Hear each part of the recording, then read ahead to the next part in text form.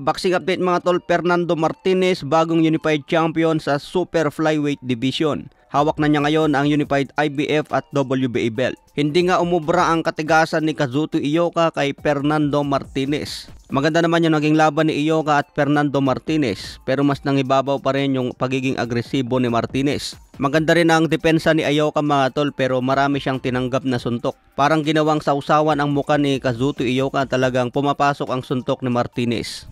Itong si Kazuto Ioka kasi kahit maganda yung opensa niya, kung laging tinatamaan ng suntok wala pa rin useless. Kaya mas marami ang nakuha ni Martinez na kalamangan sa bawat round. Volume puncher din kasi si Martinez, masipag bumanto ng suntok at hindi basta napapagod.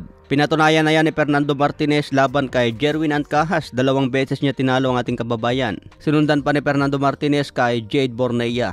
Kaya subok na ang kamao ni Martinez bago pa sumagupa kay Kazuto Ioka. So may bagong kartada ngayon si Martinez na 17 wins, 9 KOs, walang talo. Alaga nga po ito ni Marcos Maidana, kaya yung estilo nito talagang agresibo. Maganda ang katapat ni Fernando Martinez mga tol, itong si Jesse Bam Rodriguez. Talagang pukpukan nito kung magharap sa super flyweight. Kaya abangan po natin yan kung may kasa. Sa ibang banda naman, Janibek Alimkhanuly dedepensahan ng kanyang WB at IBF belt. Makakalaban po niya si Andre na may kartadang 21 wins, 13 KOs, walang talo. Taga New Zealand po ito at may edad na 26. Mangyayari po ang laban nila ngayong July 13, malapit na. Balak ni Alimkhanuly kung hindi pa raw siya makakuha ng magandang laban sa middleweight division. Umakyat na ito sa 168 super middleweight para labanan si Canelo Alvarez. Gusto rin ni Alimkhanuly na makalaban si David Benavides sa 168 pounds. Kaya mas maganda siguro kay Alimkhanuly kung umakyat na lang sa 168. Kasi wala na siyang makakalaban dito sa middleweight division. Hindi rin niya makuha ang laban kay Jermall Charlo at Demetrius Andrade. May kartada si Janibek ngayon na 15 wins, 10 KOs, walang talo, may edad na 31.